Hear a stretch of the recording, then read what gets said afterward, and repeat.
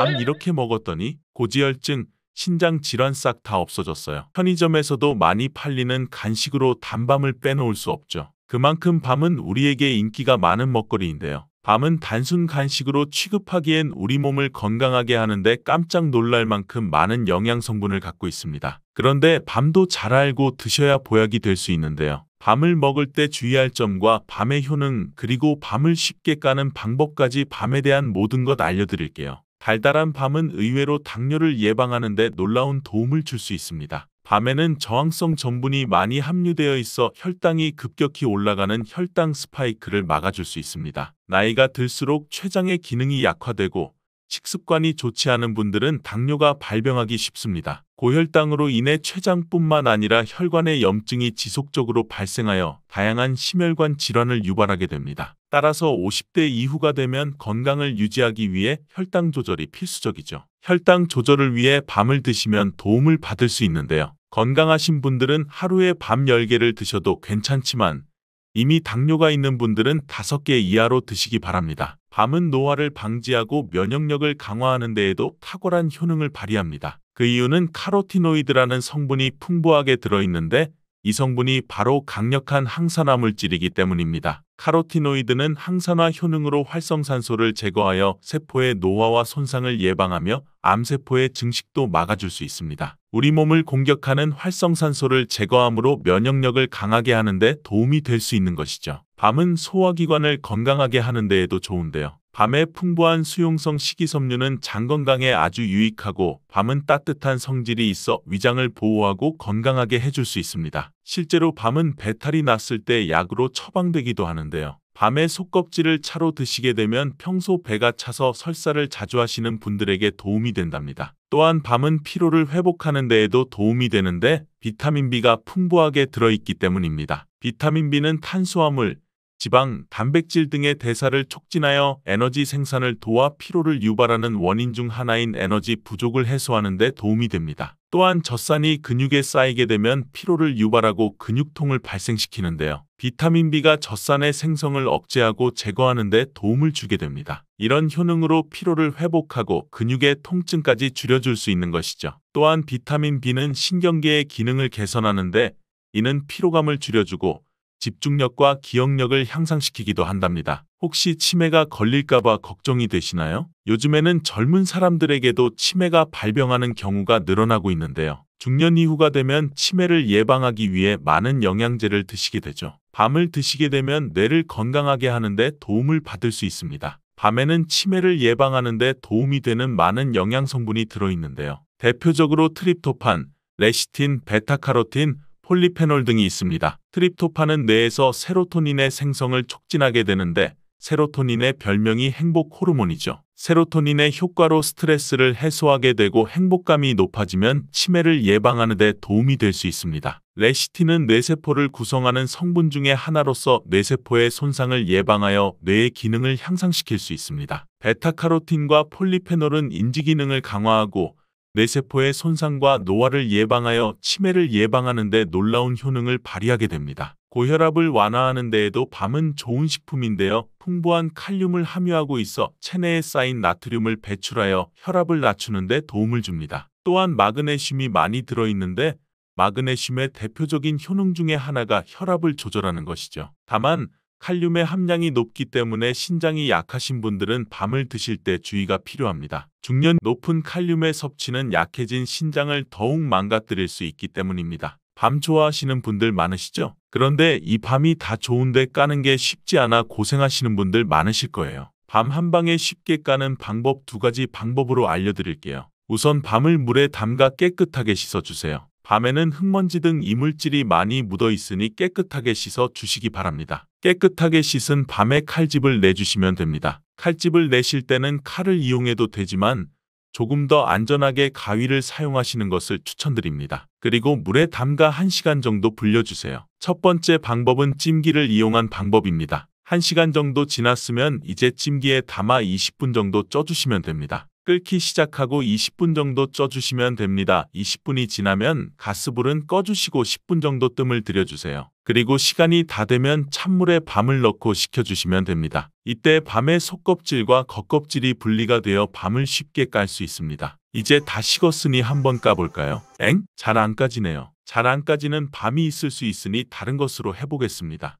이것도 잘 안 까지네요. 지금 이 영상을 보고 계신 분들도 이런 경험 많으셨을 거예요. 다른 사람들은 잘 된다던데 왜 나는 안 될까? 고민만 하고 계셨죠? 왜 안 되는 건지 제가 바로 알려드릴게요. 건강한 삶을 위한 건강한 정보를 전해드리는 건강선생 구독, 좋아요 꼭 해주세요. 문제는 삶는 방법이 잘못된 게 아니라 밤의 품종 때문입니다. 밤은 보통 3가지 품종이 있는데요. 약단밤, 대보밤, 옥광밤, 약단밤. 다른 밤들은 아무리 잘 삶고 굽고 해도 속껍질까지 한 번에 까지지는 않습니다. 그럼 약단밤으로 삶아서 까는 거 보여드릴게요. 제가 지금 사용하는 밤은 칼집이 있는 약단밤입니다. 과정은 똑같습니다. 물에 씻어 주시고요. 씻은 밤은 1시간 정도 물에 불려줍니다. 물에 불린 밤을 찜기에 20분 정도 쪄주고요. 김이 모락모락 나죠? 20분이 지나면 가스불은 꺼주시고 10분 정도 뜸을 들여줍니다. 뜸 들이기가 끝나면 찬물에 밤을 식혀줍니다. 다 식은 밤은 물에서 건져주시고요. 이제 손으로 밤을 까보겠습니다. 자, 한번 볼까요? 짜잔! 어때요? 잘 까지죠? 다른 밤도 해보면 깔끔하게 잘 까집니다. 어때요? 맛있게 생겼죠? 밤 한 방에 쉽게 까는 방법. 2번째는 에어프라이어를 이용한 방법입니다. 에어프라이어로 하면 군밤 비슷하게 됩니다. 깨끗하게 씻은 밤을 물에 불리지는 않고요. 에어프라이어에 넣고 180도에서 20분간 구워줍니다. 다 구워진 밤 어때요? 벌써 벌어진 밤들이 보이죠? 지금은 너무 뜨거우니 조심하시고요. 잘 식은 밤을 한번 까보겠습니다. 밤 까는 재미까지 있는데요. 한번 볼까요? 어때요? 너무 잘 까지죠?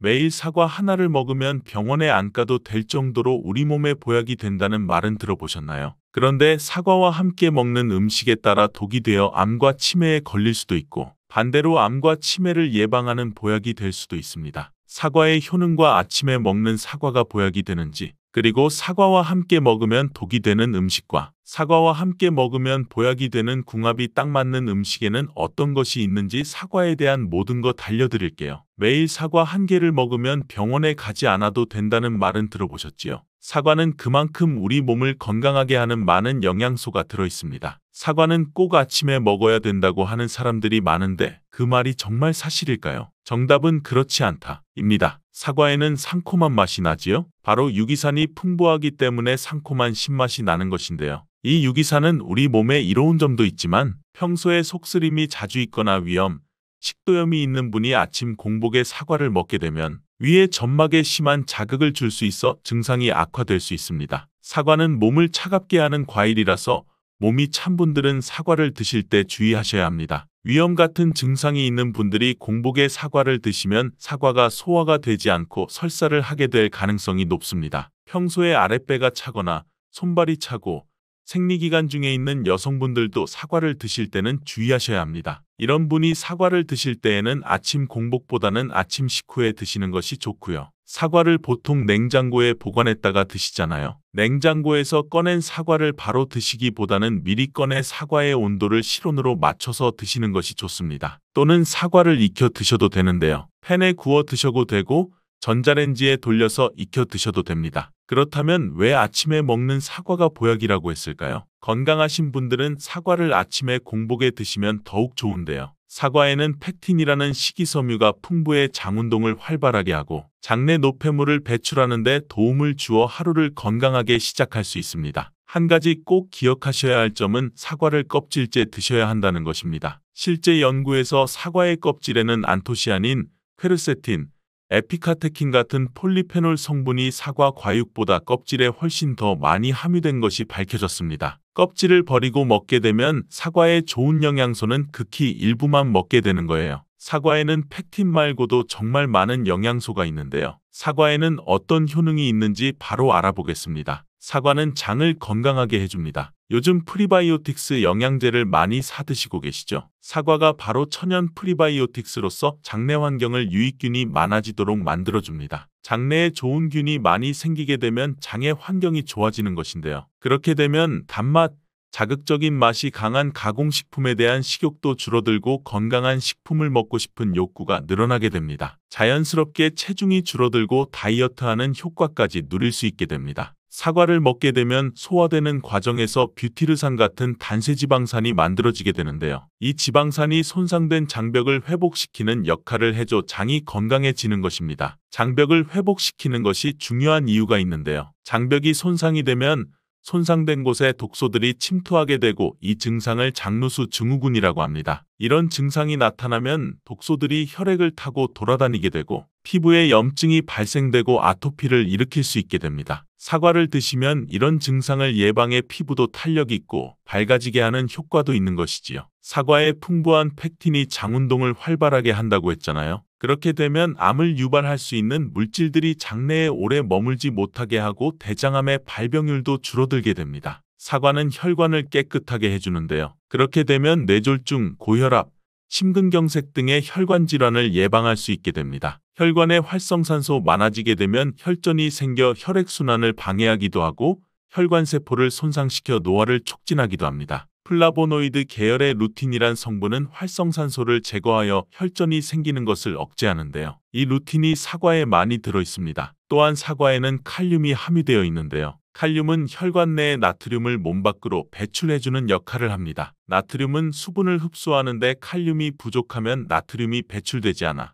혈압이 상승하며 혈관에 노폐물이 쌓이게 됩니다. 사과를 섭취하여 칼륨을 공급해주면 고혈압을 방지하고 노폐물을 배출시켜주는 역할도 하는 것이지요. 또한 칼륨은 혈관을 확장시키는 작용을 하여 혈액순환을 원활하게 하며 심장박동을 안정시키고 심장의 기능을 강화하는 데에도 도움 주는 성분입니다. 한 가지 주의할 점 알려드릴게요. 활성산소가 혈관을 손상시킨다고 했잖아요. 사과를 잘못 드시면 오히려 활성산소가 많이 생기게 되는데요. 바로 갈변된 사과를 드시는 것입니다. 사과 먹고 남으면 밀폐용기에 담아 보관했다가 나중에 드시는 경우도 많잖아요. 단면이 갈색으로 변하는데 공기 중에 산소와 만나 산패되어 갈변한 것입니다. 이렇게 산패된 사과를 드시게 되면 활성산소를 제거하는 것이 아니라 오히려 증가시켜 혈관 건강에 악영향을 줄 수 있으니 갈변된 사과는 잘라내고 드시길 바랍니다. 사과는 혈당을 조절해 당뇨를 예방하고 당뇨 회복에도 도움을 줄 수 있습니다. 당뇨가 있는 분들은 과당이 혈당을 올려 안 좋다고 알고 계시잖아요. 그런데 사과는 오히려 혈당을 조절해주기 때문에 당뇨가 있는 분들은 사과를 드셔야 합니다. 식사하기 30분 전에 사과를 드신 후에 식사를 하시면 혈당이 급격하게 오르는 혈당 스파이크 현상을 막을 수 있습니다. 사과의 단맛 때문에 당뇨가 있는 분들이 사과를 드시는 것을 꺼려하시는데요. 사과에는 단맛도 있지만 혈당을 올리는 GI 지수가 36으로 혈당 지수가 낮은 과일입니다. 실제로 대학연구팀에서 실험한 것을 발표했는데요. 건강한 사람을 대상으로 쌀밥만 먹은 경우와 쌀밥을 먹기 30분 전에 사과를 먹은 경우를 비교했을 때 쌀밥을 먹기 30분 전에 사과를 먹은 경우가 쌀밥만 먹었을 경우보다 혈당이 50% 정도 떨어지는 것이 확인되었습니다. 당뇨가 있는 분들도 이제 안심하시고 식사 후에 드시지 말고 반드시 식사 30분 전에 꼭 사과를 드시기 바랍니다. 한 가지 주의할 점은 사과를 갈아서 사과 주스로 드시게 되면 흡수가 빨라 혈당을 올릴 수 있으니 사과를 껍질째 씹어서 드시기 바랍니다. 사과 기관지를 깨끗하게 청소해주는 효능도 있습니다. 사과에는 퀘르세틴이란 성분이 풍부하게 함유되어 있는데요. 이 성분은 호흡기 점막에 생기는 염증을 가라앉히고 예방하는 효능이 있습니다. 그리고 폐기관지의 모세혈관을 튼튼하게 도와줍니다. 천식이 있거나 기관지가 약한 분들이 미세먼지 때문에 기침이 많이 나고 목에 가래가 많이 생길 수 있는데요. 이런 분들이 사과를 꾸준히 드시면 호흡기가 부드러워져 불편함을 많이 해소할 수 있게 됩니다. 한 연구에서 매주 4에서 5개의 사과를 먹는 가정의 자녀가 매주 1개 이하의 사과를 먹는 가정의 자녀보다 천식에 걸릴 확률이 50% 정도 낮았다고 발표한 적이 있습니다. 사과가 그만큼 천식과 호흡기 건강에 좋다는 것이 증명된 것이지요. 이렇게 좋은 사과도 함께 먹으면 절대 안 되는 음식이 있는데요. 바로 우유, 요거트, 치즈 등의 유제품입니다. 요즘 샐러드를 많이 드시면서 샐러드에 사과도 넣고 드레싱으로 요거트와 치즈를 부어서 드시는 경우도 많은데요. 유제품과 사과를 함께 드시면 사과의 비타민C가 우유에 부족한 영양성분을 보충해 주어 좋은 것으로 알고 계시지요? 이런 내용이 틀린 것은 아니지만 소화기능이 약하신 어르신분들이나 위염, 식도염 같은 증상이 있는 분들이 이렇게 드시면 안 되는데요. 영상 초반에도 잠깐 말씀드렸듯이 이런 증상이 있는 분들이 유제품과 사과를 함께 드시면 더욱 증상이 악화됩니다. 그 이유는 사과의 유기산과 우유의 카제인 성분이 만나게 되면 엉기는 현상이 일어나 덩어리가 되고, 위 속에 들어가면 위산과 만나 더 큰 덩어리가 되어 소화가 어려워집니다. 평소 소화가 잘 되고 건강한 사람이라면 문제가 없지만, 그렇지 않은 분들은 만성 소화불량과 대장염을 일으킬 수도 있고, 지속적으로 반복되면 대장암이 생길 수 있습니다. 장 건강이 중요한 이유는 장이 정신 건강에까지 영향을 주기 때문인데요. 행복 호르몬이라고 불리는 세로토닌의 95%가 장에서 만들어지기 때문에 장이 건강해야 행복감이 올라갈 수 있기 때문입니다. 그리고 절대 드시면 안 되는 것이 바로 사과씨입니다. 사과 주스 만들어 드실 때 씨까지 갈아서 함께 드시는 경우도 종종 있는데요. 사과씨에는 아미그달린이라는 성분이 함유되어 있습니다. 이 성분은 독성을 가지고 있는데요. 이 아미그달린이 소화효소와 만나면 시아노아수소로 분해가 됩니다. 시아노아수소는 인체에 유해한 독성이 강한데요. 섭취하게 되면 두통, 어지러움, 구토, 복통 등의 증상이 나타날 수 있고, 심한 경우에는 심장박동에도 영향을 주며 호흡곤란, 혼수상태 등의 심각한 증상이 나타날 수도 있습니다. 건강한 성인은 사과 한 개에 들어있는 씨의 양에는 큰 영향이 없을 수 있지만, 독성에 약한 나이가 많으신 어르신이나 어린아이들은 민감하게 반응할 수 있으니 주의하셔야 합니다. 사과는 유독 보여지는 것이 중요한 과일인데요. 흠집이 있거나 색상이 좋지 않으면 상품성이 떨어지는 것이 사실이지요. 그런데 윤기가 있거나 색상이 짙은 사과는 피하는 것이 좋겠습니다. 간혹 유동 파라핀이라는 식품 첨가물을 사용해 코팅 처리한 사과일 수 있는데요. 이 유동 파라핀을 섭취하게 되면 복통과 설사를 일으킬 수 있고, 지용성 비타민의 흡수를 감소시킨다고 알려져 있습니다. 요즘엔 이런 일이 거의 없긴 하지만, 혹시나 사과가 너무 윤기가 흐르거나 약간의 끈적임이 있다면 드시기 전에 깨끗하게 세척하고 드시거나 껍질 벗기고 드시는 것이 안전하겠습니다. 사과와 함께 드시면 보약이 되는 음식도 있는데요. 바로 비트와 당근입니다. 건강음료로 유명한 ABC 주스를 아시나요? 바로 사과, 비트, 당근 세 가지를 갈아서 만든 주스입니다. 사과, 비트, 당근을 함께 드시게 되면 영양소의 흡수율이 증가하고 서로의 영양소를 보완해 주어 더욱 건강하게 드실 수 있습니다. 또한 식이섬유가 폭발적으로 증가하여 장운동 촉진하고 변비 예방에 탁월합니다. 사과, 당근, 비트 모두 강력한 항산화 물질 풍부하여 체내 활성산소를 제거하고 세포의 노화를 방지하며 몸에 활력을 불어 넣어줄 수 있습니다. 함께 먹으면 보약이 되는 음식으로 고구마도 있습니다. 고구마에는 베타카로틴이 풍부하여 항암작용과 함께 면역력을 강화해주고 혈관 건강에도 도움을 주게 됩니다. 고구마를 드시면 소화가 잘 안 되는 증상이 나타날 수 있는데요. 고구마에 함유되어 있는 아마이드라는 성분이 장에서 이상발효를 일으켜 가스가 차고 소화불량 증상이 나타나는 것입니다. 사과와 함께 드시게 되면 사과에 함유된 펙틴이 아마이드의 이상발효를 억제하여 가스가 차는 증상이 발생하지 않도록 도와주게 됩니다. 또한 사과의 효능 중 하나인 혈관을 깨끗하게 하는 것을 고구마의 베타카로틴이 도와 효능이 극대화가 되어 건강에 정말 좋은 음식궁합이 된답니다. 식탁 위의 보약인 토마토는 세계 10대 푸드 중 하나로 영양소 폭탄인데요. 토마토에는 라이코펜을 비롯해 각종 비타민과 필수 영양소가 듬뿍 들어있어 면역력 강화, 성인병 예방, 항암 효과, 항노화 등 다양한 효능이 있답니다. 최근에는 세계에서 가장 많이 소비되는 채소로 알려지면서 토마토의 효능에 대한 관심도 더욱 높아지고 있는데요. 토마토와 함께 먹으면 안 되는 음식과 주의할 점, 그리고 토마토와 함께 드시면 보약이 되는 음식까지 토마토에 대한 모든 것 알려드릴게요. 철분과 비타민이 많아 요즘 들어 특히 주목받고 있는 채소가 시금치인데요. 시금치는 토마토와 상극으로 함께 드시면 안 됩니다. 시금치 속 철분을 토마토처럼 비타민C가 풍부한 음식과 먹으면 좋다고 해서 빈혈이나 당뇨가 있으신 분들이 함께 많이 드실 텐데요. 신장이 약하신 분들께는 특히 좋지 않은 궁합입니다. 왜냐하면 바로 옥살산 때문입니다. 옥살산이 혈액 속 칼슘과 결합하면 작고 뾰족한 결정 모양으로 체내에 쌓여 결석을 만들게 됩니다. 그렇게 되면 근육통과 근육경련뿐만 아니라 심하면 신장 결석과 신장암을 유발시킬 수 있습니다. 시금치의 철분이 토마토의 라이코펜 흡수를 방해하는 작용을 하는데요.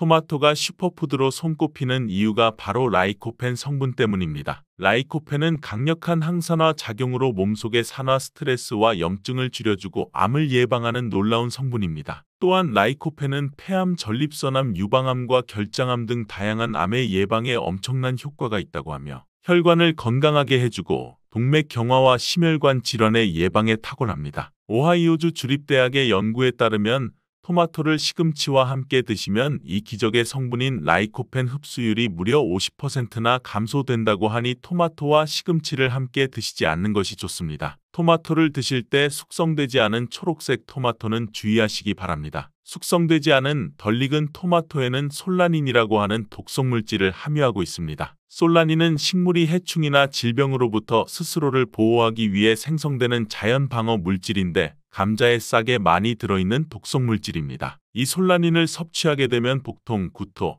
현기증, 두통, 심하면 마비 등의 증상이 나타날 수 있으니 주의하시기 바랍니다. 그리고 토마토 요리를 할 때 한 가지 주의할 점은 단맛을 좋아하시는 분들이 간혹 설탕을 첨가해 드시는데요. 설탕만은 피해 주시기 바랍니다. 설탕은 토마토의 영양 성분을 파괴하기 때문에 건강을 위해 드신 토마토가 아무 소용이 없게 됩니다. 그리고 설탕이 몸속에 들어오면 설탕을 분해하기 위해 비타민 B가 사용되는데요. 비타민 B는 피로를 감소시키고 뇌의 활동을 활성화시키는 데 도움을 주는 아주 중요한 영양 성분입니다. 토마토에 함유된 비타민 B가 설탕 때문에 체내 흡수율이 감소하게 되고 설탕으로 인해 혈당이 상승하며 혈관 내 염증 수치가 올라가게 됩니다. 이렇게 되면 기억력의 중추인 해마를 위축시켜 혈관성 치매의 위험을 높이고 고혈당성 당뇨병을 넘어 암이 발생할 가능성이 높아지게 되어 토마토의 항산화 효과를 전혀 누릴 수 없게 되는 것이지요. 혹시 토마토 케첩 많이 사용하시나요? 달콤 상콤한 맛이 좋아 계란 후라이에 뿌려 먹기도 하고 다양한 요리에 사용하는 토마토 케첩도 우리 몸에 독이 된다는 사실 아셨나요? 실제로 케첩 한 스푼에 설탕이 약 4g 정도 들어있는데 이는 시중에 판매되는 초콜릿에 들어있는 설탕보다 더 많은 양입니다. 이뿐 아니라 케첩의 영양 성분을 살펴보면 상과당,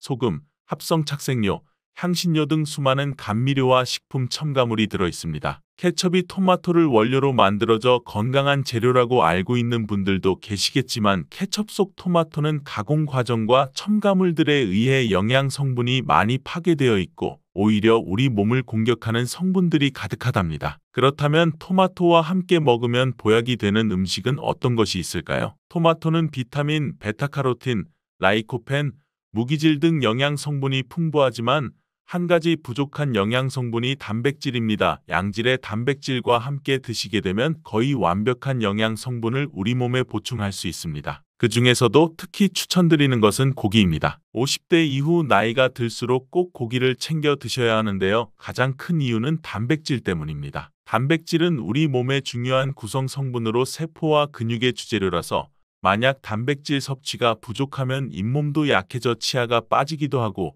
머리카락도 점점 얇아져 탈모가 오기도 하며 면역 세포를 충분히 만들어내지 못하게 됩니다. 물론 콩과 두부도 훌륭한 단백질 공급원이지만 식물성 단백질은 필수 아미노산의 종류나 양이 충분하지 않을 수 있습니다. 반면 동물성 단백질은 식물성 단백질보다 체내 흡수가 잘 되기 때문에 나이가 들수록 반드시 챙겨 드셔야 합니다. 또한 단백질은 행복 호르몬으로 알려진 세로토닌의 원료로 우울증을 예방하는 효과도 있답니다. 특히 돼지고기 속 풍부한 비타민 B1은 뇌 기능을 활성화해 치매를 예방해 줍니다. 이렇게 좋은 고기를 섭취할 때도 한 가지 문제가 있는데요. 우리 몸은 약알칼리성을 유지해야 하는데 육류는 산성식품이라는 것입니다. 바로 이때 토마토가 이 문제를 해결해 줄 수 있습니다. 토마토는 대표적인 알칼리성 식품으로 산성인 육류와 함께 드시면 단백질의 소화를 도와주고 위장의 부담을 줄여주고 토마토의 풍부한 섬유질이 변비를 예방해 위장 건강을 지켜줄 수 있습니다. 그리고 토마토는 어떻게 드시는 것이 좋을까요? 그것은 바로 익혀서 드시는 것입니다. 토마토를 익혀서 드시게 되면 라이코펜의 체내 흡수율이 10배 이상 올라갑니다. 88도의 온도로 2분간 조리를 하면 라이코펜의 흡수율이 6% 상승하고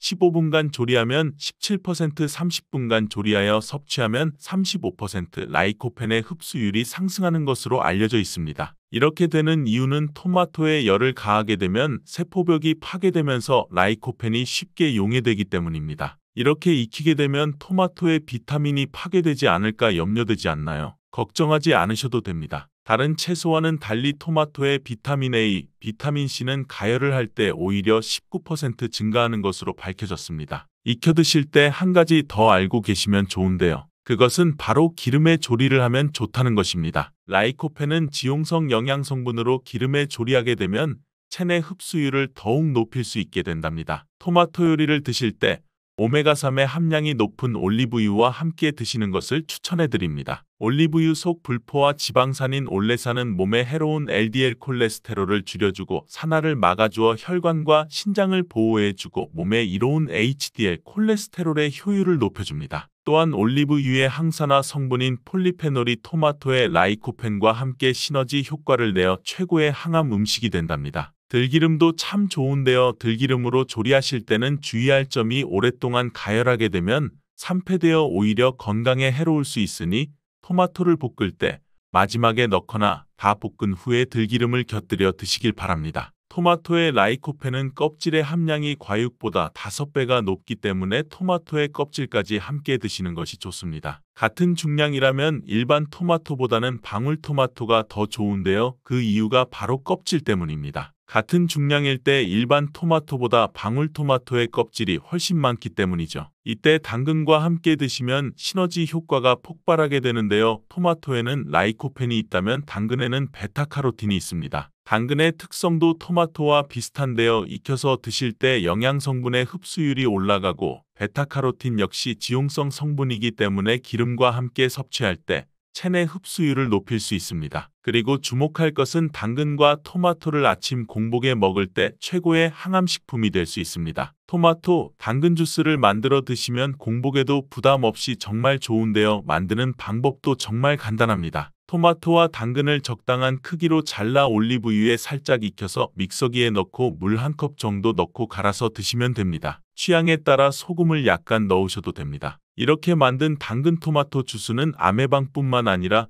혈관을 건강하게 하는 데에도 탁월한 효능을 발휘하며 면역력 강화와 피부 미용에도 효과가 정말 좋답니다. 토마토는 소금과 잘 어울리는데요. 토마토에는 콜라겐 생성에 필수적이고 암과 싸워주는 비타민C가 매우 풍부한데 소금과 함께 드시면 비타민C와 라이코펜의 흡수율도 높아집니다. 문제는 토마토의 비타민C는 공기 중에 산소와 만나면 쉽게 산화된다는 것입니다. 이때 토마토를 자른 단면에 소금을 살짝 뿌려주시면 토마토의 얇은 막을 씌워 비타민C의 산화를 억제해 준답니다. 소금이 걱정이시겠지만 토마토에는 혈압을 낮추고 심혈관 질환의 발병률을 줄여주는 칼륨이 매우 풍부하게 들어있기 때문에 칼륨이 나트륨을 배출해 주어 오히려 세포와 에너지의 대사가 원활해지는 효과가 있습니다. 또 토마토와 함께 드시면 좋은 식품으로 계란을 빼놓을 수 없죠. 완전식품의 대표주자 계란에는 단백질이 풍부하지만 비타민C와 식이섬유가 부족한데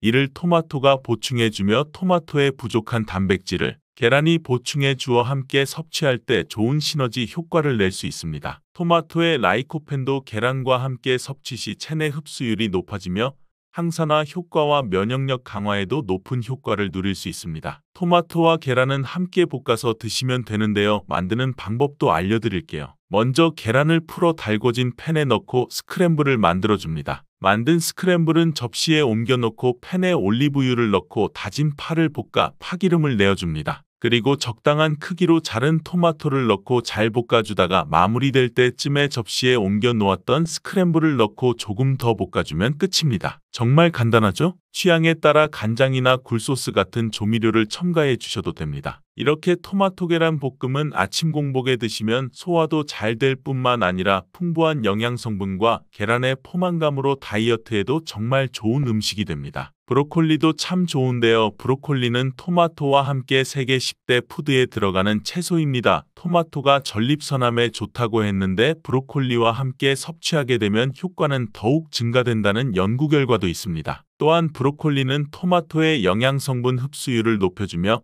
혈압을 조절해주고 동맥경화를 예방하는 데에도 도움을 준다고 합니다. 아보카도라는 과일 알고 계시죠? 아보카도 또한 토마토와 함께 먹으면 좋은 음식인데요. 아보카도에는 불포화 지방산이 풍부하여 토마토의 라이코펜 성분을 흡수하는 데에 도움을 줍니다. 아보카도에는 루테인, 지아잔틴 같은 카로티노이드 성분이 풍부하여 눈 건강을 증진시키는 데 효과를 발휘합니다.